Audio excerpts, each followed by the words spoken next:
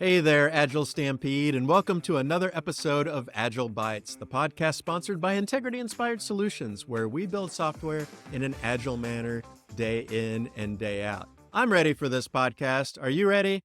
I'm ready.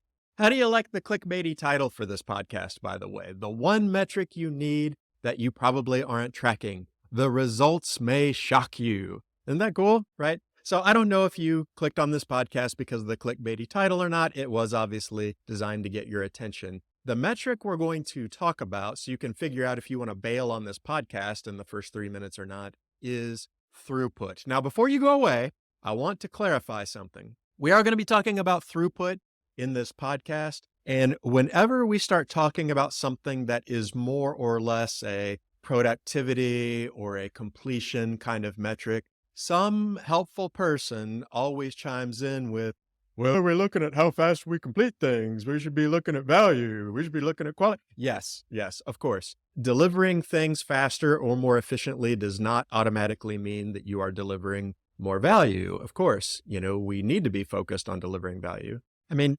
obviously, if you increase the speed or efficiency at which you are delivering things that are not valuable or that are of low quality, you are basically just delivering trash at a faster rate. And that's not necessarily progress, right? That's not necessarily improvement. So don't take this as indicating that I'm saying that you shouldn't be focused on value. You should.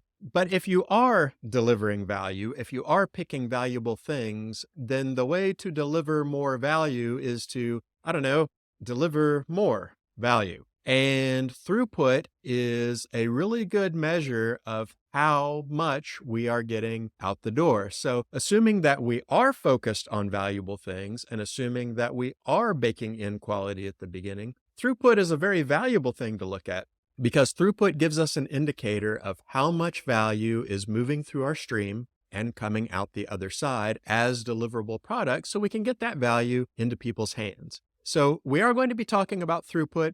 But I don't want anyone to get the wrong idea that I'm saying efficiency and speed is the most important thing when it comes to developing product. Obviously, it isn't. I'm assuming you are picking valuable things. I'm assuming that you have high quality standards. In light of that, what's an important metric we can look at? And I'm going to offer that as throughput. What is throughput?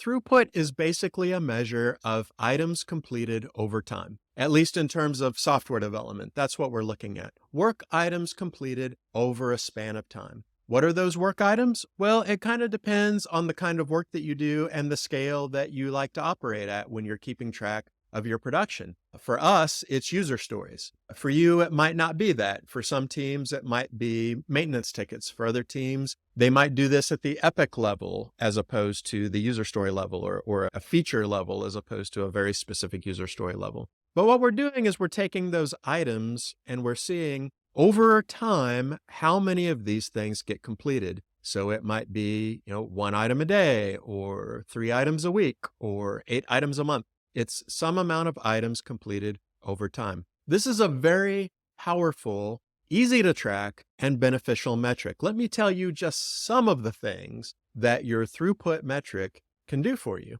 One of the things that your throughput metric can do for you is it can reveal how much chaos is in your system. Let's say, just as an experiment, that I decide to keep track every day of how many items my team gets done. And on day 1, there's nothing. Day 2, there's nothing. Day 3, there's nothing. Day 4, there's one thing. Day 5, there's nothing. Day 6, there's one thing. Day 7, there's 5 things. Day 8, there's no things. Day 9, there's no things. Day 10, there's one thing. Well, there was this huge spike all of a sudden. So that tells me something about our delivery patterns, right? That we sort of have this low to no delivery pattern most of the time, but then we have this sharp spike where a bunch of things get delivered at once. That's interesting information. Now, I don't know the story behind why it is that way, right? We need human beings to tell us that story. Is it because we are having a bunch of items in progress and then they all get delivered at the very end? Is it because we have a release cycle that works off of periods where nothing really gets delivered for a long period of time and then boom, a huge chunk of things gets delivered? We don't know the whys, but at least we know the what, right? The metric is telling us that. The metric can also tell us how much variability and chaos is in our system just by looking at the ranges. Like, what if day 1, I got 1 thing done, day 2, I got 8 things done, day 3, I got 2 things done, day 4, I got 9 things done. I'm just all over the map. So this lets me know that our development and delivery process has all kinds of chaos in it. It's unpredictable. And a lot of other metrics I might look at are going to be kind of meaningless because my throughput run is all over the map. And if your delivery rate goes through these wild swings and there's no pattern to them at all, there's no kind of generalizations you can draw from it, that's going to be true of almost any flow metric that you keep. So the throughput metric really shows you, like, is your system basically something where you can see patterns and make extrapolations from it? Or is it something that's just totally random? Like, on any given day, you just don't know what's going to happen. That's good information too. That can be something that you can talk about. Another thing that throughput can give you is the ability to plan. Take this example. Let's say that you are cranking out the user stories or whatever your work items are, and you've got your throughput data in front of you. And somebody comes along and says, hold on, stop the presses. We just talked to a client and they said they'll give us $1 million contract if we can get feature X done by next week. Or, change the story to be something more applicable to you. Maybe there's a legal compliance issue. We're out of legal compliance. We got to get feature X done by the end of the week, or we're going to have to pay a, $5,000 fine or something. There's something where an item has some smoke behind it, right? We got to get this done by a certain time, or something bad is going to happen. We're going to lose value. Well, if my throughput is all over the map, or I don't know what my throughput is, I don't have a lot of options when it comes to dealing with that item. How would you deal with that item? My guess is that many of you, especially if you don't know what your team's throughput is, would probably just say, hey, we've got this work item, and unlike our other work items, this is a catastrophe if we don't get this done in a week. So stop what you're doing and do this thing. In fact, I just read an article today about, interrupting sprints to handle emergencies. This is a very common way people approach this issue. Well, if I know what my throughput is, I might discover that I don't have to do anything, that I don't have to disrupt anything. And that item that has that dire consequence behind it is just naturally going to get done before the deadline anyway. But I'm not going to know that if I don't know what my throughput is. And my throughput then can help me make those decisions. If my throughput says, hey, we generally get 1 item done a day, and there are 5 items ahead of this thing with smoke on it that just came through, I'm probably not going to get it done by the end of the work week, and I might have to reprioritize some things. So it helps me plan from that perspective, but it also helps me plan in the sense of forecasting. Here at Integrity, we're big fans of using Monte Carlo simulations to forecast groups of work items, when we think they're going to be done, or when large bodies of functionality are going to be complete and that sort of thing. We use simulations to do that. Where does the data set for those simulations come from? It comes from our historical throughput.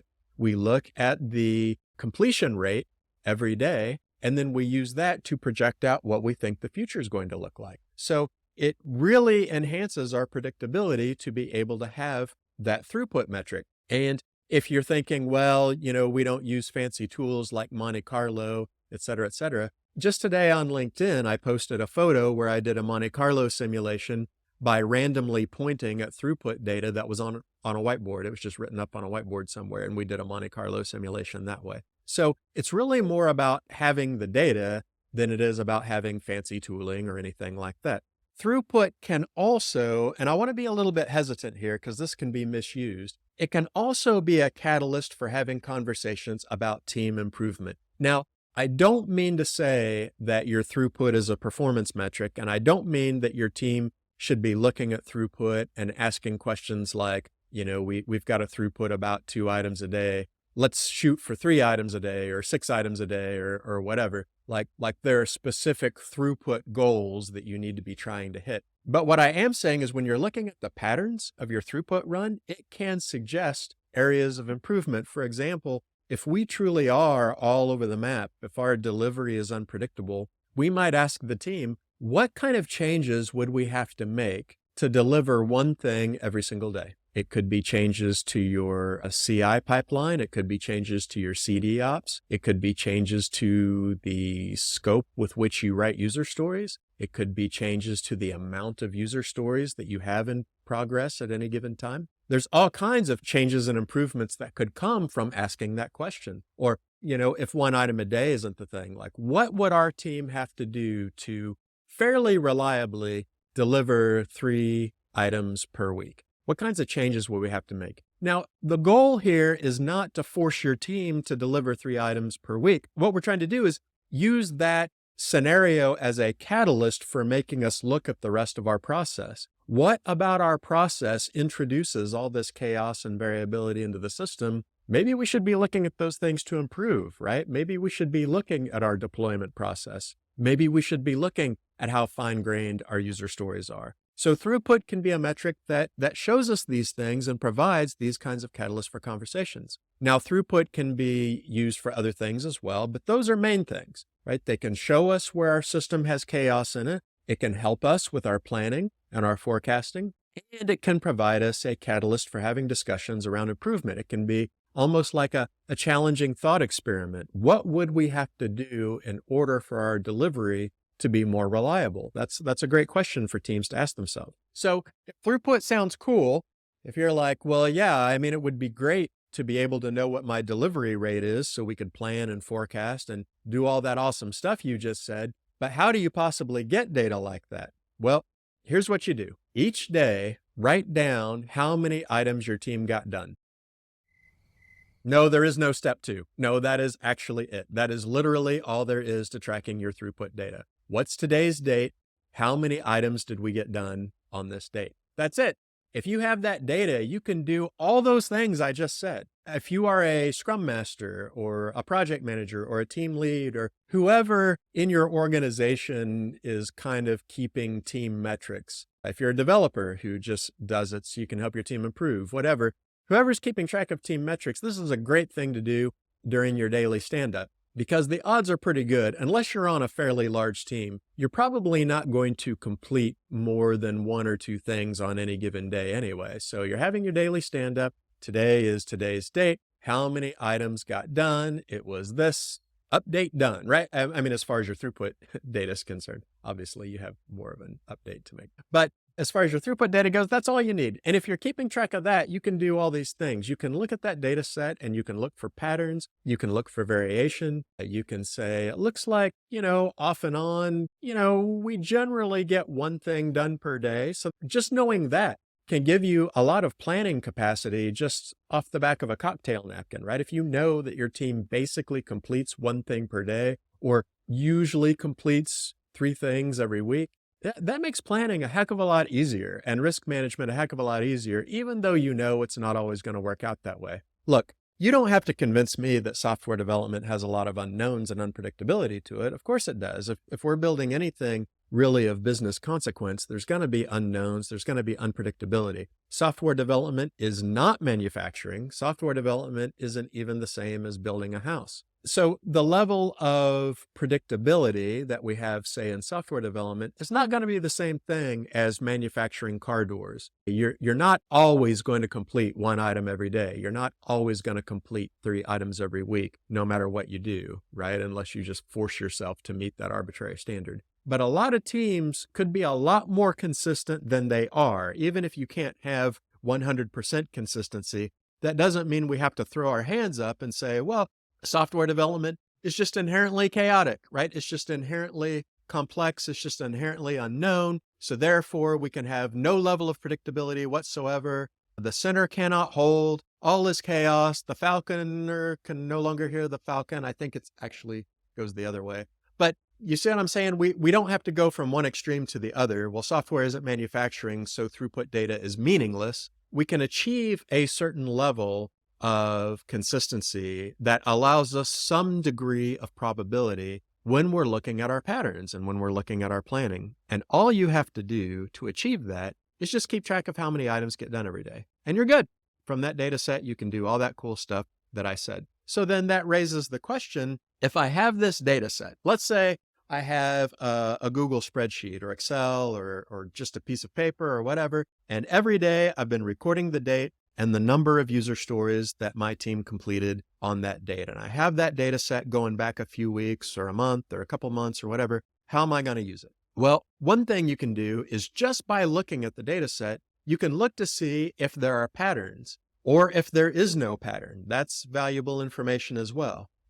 Do you tend to do one thing per day? Do you tend to do 3 things a week? Look for those patterns. Do you tend to have long periods where nothing is happening and then all of a sudden a sharp spike? That's a pattern. And as we look at the throughput run and as we begin to look at patterns, then that enables us both to plan around those patterns, because those patterns will probably keep going unless we change things, but it also suggests improvements that we might make. So looking for patterns or the absence of patterns is what you want to do. If there's no pattern, if every day seems totally random, that's a conversation too, right? What is it about our system that makes our delivery all over the map? Why is it that, on day 1, we completed 8 things. On day 2, we completed 2 things. On day 3, we completed no things. On day 4, we completed 1 thing. And on day 5, we completed 17 things. Like what's going on here? Why are things all over the map? Is there something that we're doing that is causing there to be such high degrees of variability?